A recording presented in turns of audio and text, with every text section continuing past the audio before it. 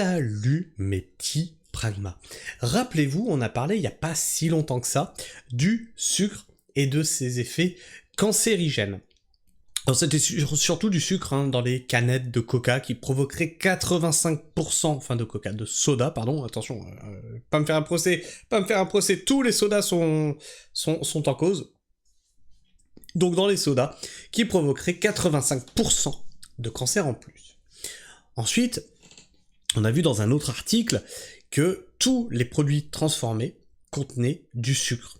Et même moi, j'ai été surpris en apprenant que même un bol de chips contenait 5 morceaux de sucre. Alors là, je suis tombé de ma chaise, je suis tombé de mon fauteuil, je n'y croyais pas. Et je continue cette petite recherche sur le sucre. Et donc j'ai un article qui pose la question si le sucre donnerait le cancer. Et nous allons voir ça ensemble, puisque ça répond à la question qu'on avait posée sur les vidéos précédentes, sur les 85% de cancer. Hop là, je vais vous centrer ça un peu mieux, pour que tout le monde puisse le voir. Toc, si j'agrandis un peu. Là. Le sucre donnerait-il le cancer ? Consommer trop de sucre est mauvais pour la santé, c'est un fait désormais bien documenté. L'excès de sucre, et notamment de boissons sucrées, augmente le risque de carie dentaire, de surpoids et d'obésité. L'abus de sucre serait aussi associé à une augmentation du risque de diabète de type 2 et de maladies cardiovasculaires. Mais qu'en est-il des liens entre la consommation de sucre et de cancer? Si cette relation est moins claire, de nombreux travaux de recherche sont en cours pour explorer et leurs premiers résultats donnent à réfléchir. Que sait-on pour l'instant? Que reste-t-il à découvrir? Quels sucres sont concernés? Les édulcorants artificiels pourraient-ils constituer une alternative? Glucides complexes ou sucres simples. Les protéines, les lipides, les graisses et les glucides, donc les sucres, constituent la majeure partie de nos apports énergétiques, avec l'eau. Alors attention, l'eau restructurée. Rappelez-vous, on l'a traité. Ah, faut de l'eau restructurée, sinon elle est chafouin, et puis comme ça vous consommerez 30% de moins d'eau. D'ailleurs, j'ai contacté un ami pompier, il m'a dit il va en parler à la caserne. Il va prendre de l'eau restructurée, comme ça ils consommeront 30% de moins d'eau pour éteindre les incendies. Oui, ils vont faire ça. Avec l'eau, ces trois familles d'éléments nutritifs représentent 98% du poids des aliments que nous consommons, d'où leur appellation de macronutriments. Le terme glucides recouvre non seulement les glucides complexes, apportés notamment sous forme d'amidon par les féculents tels que les pommes de terre, le riz ou les pâtes, mais aussi les sucres simples, plus couramment désignés sous le vocable de sucre. Ces sucres simples sont naturellement présents dans certains aliments comme les fruits, principalement sous forme de fructose, et les produits laitiers, sous forme de lactose et galactose. Ils peuvent aussi être ajoutés par le consommateur, le cuisinier ou l'industriel sous forme de saccharose, et ça, on en a parlé dans la précédente vidéo, et où c'est en quantité justement industrielle. Pour déterminer l'impact d'un aliment sur le taux de sucre dans le sang, appelé glycémie, deux spécialistes en sciences nutritionnelles, David Jenkins et Tom Wolver, ont développé dans les années 1980 l'index glycémique. Il traduit la capacité d'un aliment à faire évoluer la glycémie dans les 2 heures qui suivent son ingestion. À partir de son index glycémique, on peut calculer la charge glycémique d'un aliment. Ce concept et puis ça aussi, le taux de glycémie, c'est ce qui vous donne des fringales en fait. Donc vraiment, il y a rien de bon à consommer du sucre. Parce qu'en fait, le sucre va faire monter ton indice glycémique et ensuite il va chuter à toute vitesse. Et du coup, t'auras faim. À partir de son index glycémique, on peut calculer la charge glycémique d'un aliment. Ce concept élaboré à la fin des années 90 correspond à l'impact qu'il aura sur le taux de sucre dans le sang, en fonction de la portion ingérée. Depuis, plusieurs études se sont intéressées au lien entre l'apport en sucre, ou la charge glycémique, et le risque de cancer. En 2024, alors pareil, vous voyez tout ça, c'est des liens cliquables. Donc, quand vous me demandez les sources dans les commentaires, vous avez la source de l'article dans la description, puis vous avez toutes ces sources-là. En 2024, Une méta-analyse des méga-cohortes de plus de 100 000 participants a montré que la consommation d'aliments à index glycémique élevé était associée à une incidence accrue de diabète de type 2, de maladies cardiovasculaires, de cancers liés au diabète et de mortalité, toutes causes confondues. Sucre, prise de poids, insuline et cancer.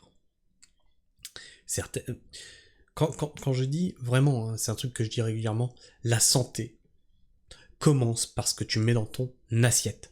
Commence par mettre des trucs sains dans ton assiette, et tu verras que la santé, elle suit. En fait, tout ça, ça devrait être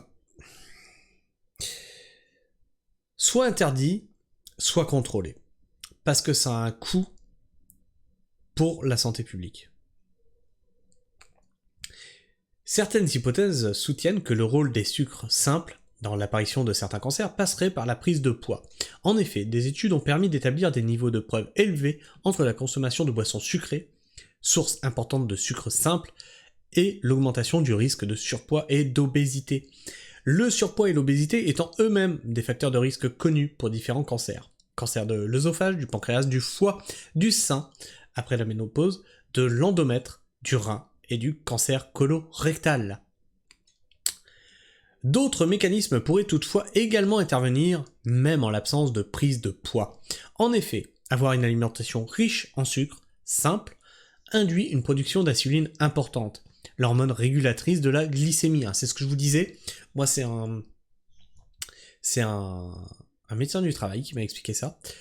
Je disais, mais en fait, j'ai tout le temps faim. Le soir, j'ai constamment faim. Et je vous ai dit, moi, je suis un adepte des boissons sucrées. Et il m'a expliqué que c'était ça. Je bois des boissons sucrées, j'ai la glycémie qui monte, ensuite elle s'effondre, j'ai la dalle. Toc. Alors, j'en étais où? En absence de prise de surpoids. En effet, avoir une alimentation riche en sucre simple induit une production d'insuline importante, l'hormone régulatrice de la glycémie. Ou c'était peut-être l'insuline qui m'avait dit, je sais plus. Or, l'insuline est un agent qui est dit mitogène, c'est-à-dire qu'il peut favoriser la prolifération des cellules tumorales. En 2018, le dernier rapport conjoint de World Cancer Research Fund et de l'American Institute for Cancer Research indiquait qu'une charge glycémique élevée et de l'alimentation serait un facteur de risque probable pour le cancer de l'endomètre, la muqueuse qui tapisse l'intérieur de l'utérus à l'endroit où se déroule la grossesse. Enfin, des études réalisées au sein de la cohorte NutriNet Santé sur plus de 100 000 personnes ont suggéré des associations entre la consommation de sucre simple, celle des boissons sucrées et produits sucrés, ainsi que la charge glycémique et un risque accru de cancer, notamment de cancer du sein, et ce, indépendamment de la prise de poids. D'autres études sont néanmoins nécessaires pour approfondir ces résultats. Il est notamment nécessaire de déterminer les différences entre les types ou les sources de sucre et le risque de cancer. On peut en effet se demander si les sucres des fruits, des boissons sucrées, des produits laitiers ont tous le même effet sur la santé. Limiter les apports en sucre simple. Étant donné ses potentiels effets délétères sur la santé, les organismes de santé publique recommandent de limiter ces apports en sucre simple. En France, l'Agence nationale de sécurité sanitaire, de l'alimentation, de l'environnement et du travail, l'ANSES, préconise d'en consommer moins de 100 grammes par jour. Or, lactose et galactose, qui sont présents dans le lait et les produits laitiers. Il est également recommandé de limiter sa consommation de boissons sucrées, incluant les sodas et les jus de fruits, qui sont aussi riches en sucre que les sodas en moyenne. Oui, alors les jus de fruits, c'est le mauvais ami. Parce que vous pensez avoir un fruit pressé, non, c'est pas ça du tout. Vous avez un truc qui a le goût de l'orange avec que du sucre en fait. Si vous voulez du jus d'orange, achetez-vous des oranges et pressez-les. Qui sont aussi riches en sucre que les sodas en moyenne. À une par jour au maximum. Et même à une par jour, on a vu que ça augmentait de 85% les chances d'un cancer du foie. On pourrait penser qu'une alternative serait de remplacer le sucre par des édulcorants artificiels. Mais cela pourrait ne pas être la solution idéale, car plusieurs études expérimentales et épidémiologiques suggèrent en effet de potentiels effets adverses de ces additifs alimentaires sur la santé.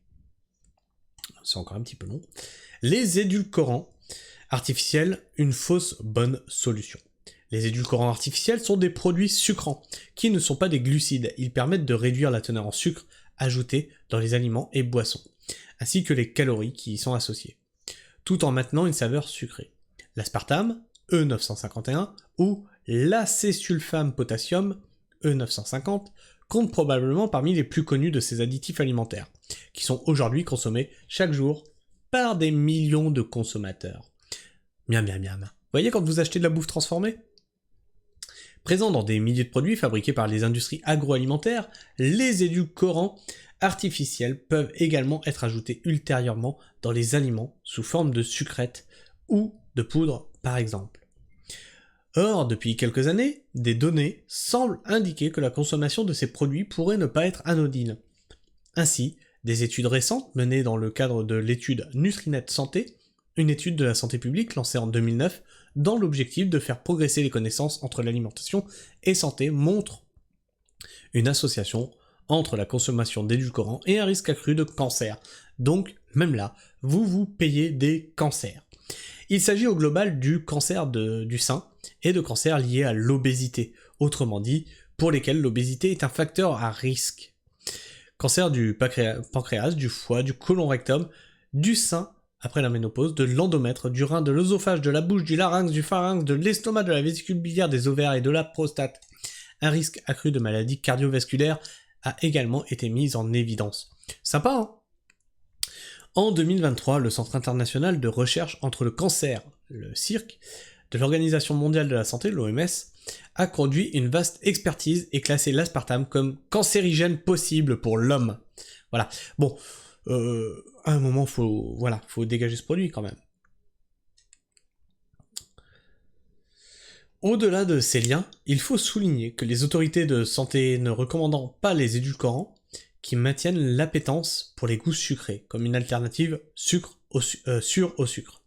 Elles préconisent plutôt l'inverse, à savoir de tendre globalement vers une diminution du goût sucré dans notre alimentation. Du sucré, oui, mais avec modération, en somme. Comme l'alcool. Enfin bref, est-ce que vous êtes plutôt sucré ou plutôt salé ? Alors moi j'adore le sel, j'adore le sucre, j'ai vraiment tout ce qui va pas. Derrière je bois pas d'alcool, je fume pas, voilà. Donc il faut bien mon défaut quoi, j'ai envie de dire. Moi mon défaut c'est le sucre et le sel. Dites-moi ce que vous en pensez dans les commentaires, dites-moi si vous êtes consommateur de sucre. Partagez-moi votre avis et vos opinions. N'hésitez pas à vous abonner, le bouton est juste là, et à activer la petite cloche. Et puis, on va un petit peu niquer l'algorithme YouTube. Vous allez me partager mes vidéos, les vidéos qui vous plaisent, parce que YouTube a décidé de ghost ban la chaîne. En effet, je suis de plus en plus banni des algorithmes qu'est YouTube. De moins en moins d'abonnés, de plus en plus de désabonnements forcés. Donc partagez mes vidéos à vos amis, et comme ça vous vous retrouverez sur la chaîne, et on passera outre ces directives YouTubesques.